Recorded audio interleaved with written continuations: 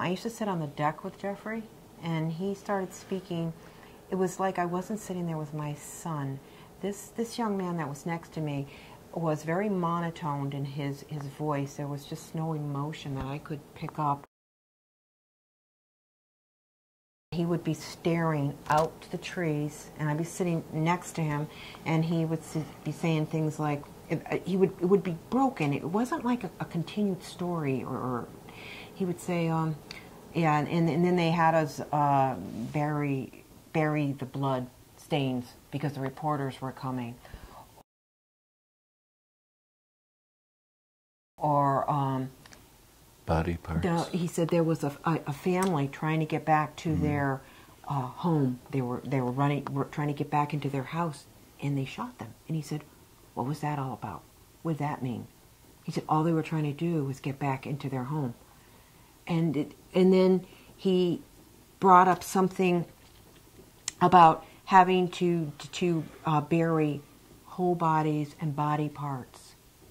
And I believe at the time he said that the body was worse because the body parts were just parts, but when you had the whole, you know, and he would be saying this stuff, and I'm sitting there like thinking, no, this can't be, and I'm not really focusing so much on what he's saying, because but how he was saying it, that this wasn't my son. You know, you kind of lose the fact of going, you don't go, oh my God, he's talking about this or that. It's more like, you know, there's really something wrong with him, and what's going on here, and who is this person? And he said that when they were driving convoy, that children come, or especially children, if they were to get in front of your truck, you're to just keep going and not look back. And I thought that, you know, again, that he's just coming out with these things. I didn't find out till after, when I talked to other veterans, that this is true, that they are told this. And I've heard it from a variety of veterans. And the way Jeff was talking, it sounded like this had actually occurred.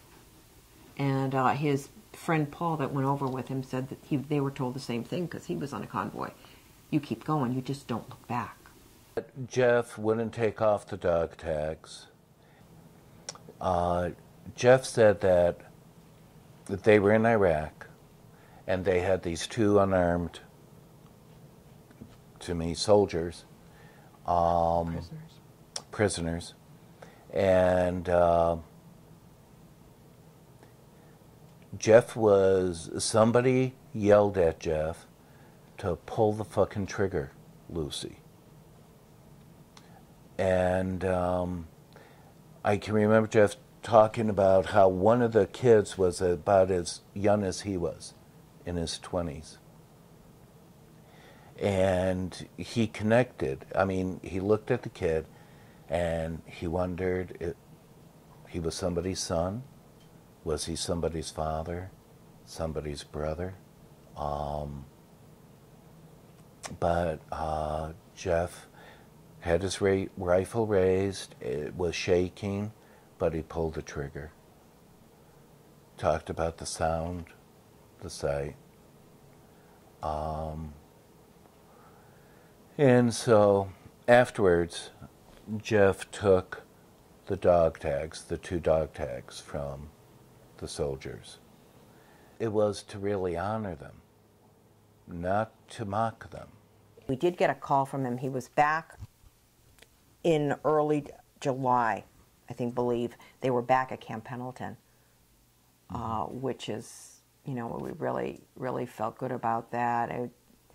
I remember my daughter, I went with my daughter down there, and they gave us all the information, what to do, what not to do at the time. Mainly, you might not want to let them drive a car, because down in Iraq it's different. When you come here, you actually have stop signs and red lights, and over there it's more, they drive differently. You never drove with your headlights on at nighttime. At nighttime. He had the night goggles. You might not want to throw a party for him. They might not be up for that kind of stuff.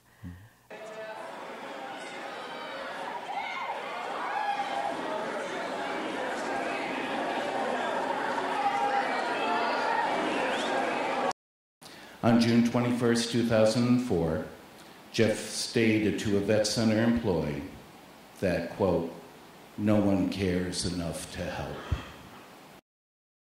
I was sitting in the chair, and so Jeff curled up in my lap, and we rocked in silence. I don't know for how long that time. On June 21st... And I did call at the time. I called the therapist at the time. Yeah. And said what happened. And his therapist said that Jeff was trying to find a place where he felt safe like he did when he was a child. And that really wasn't the best sign. It wasn't like he wasn't coping well. He was trying to find a place that he felt safe. As our son is, God forbid, unless people care, your loved ones may become. Thank you. So I went out to the deck and to the porch looking for him, and he wasn't out there. So I decided to go back out to the car. So when I was walking by, the cellar door was open. And I saw the light on, and I saw the shrine that he had built. I didn't know what pictures. I could just see a lot of pictures.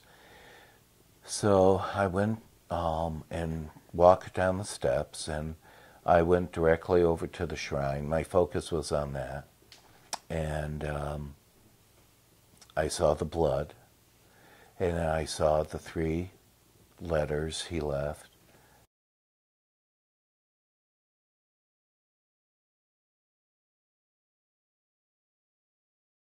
And one was covered with blood. And then right outside the corner of my eye, I saw Jeff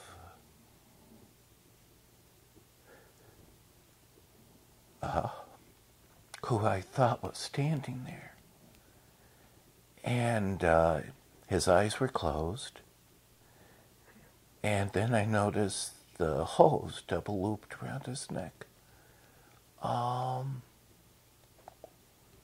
So I ran over, and I put my knees underneath him, and I propped him up, and I started pulling the hose from around his neck, and he was so cold and so clammy.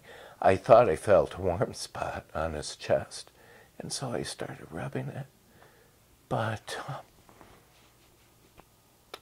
I knew he was dead.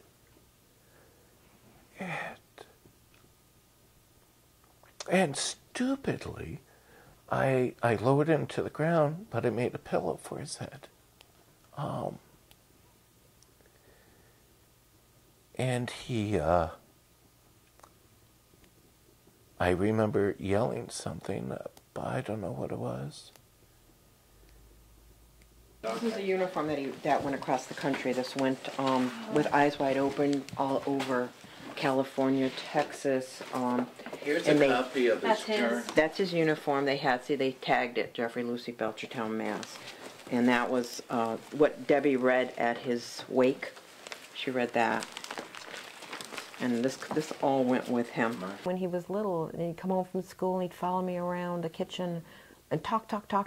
And it was, it's moments that you can't get back. When he used to sing his Smoochalopagus song, he was so cute. He was like 4 years old, and he'd make these funny faces, and I don't know.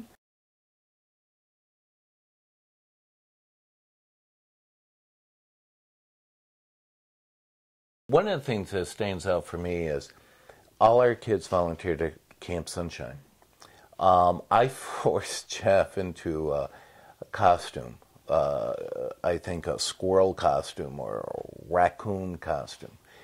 And he went out there, and there was this little 3-year-old, little beautiful little girl up on the stage dancing by herself. Something that I never thought I would see. Jeff jumped up on the stage in that costume, thrilled the little girl, and they danced together. I was so proud of the man that he was. Before Jeff died, though, we read her obituary in the paper. See, Camp Sunshine was a camp for kids with cancer. and now it's Yeah, become life-threatening, life-threatening diseases. life-threatening diseases. But that, and sometimes when I get emotional, I'll say, well, the both of them are dancing among the stars now.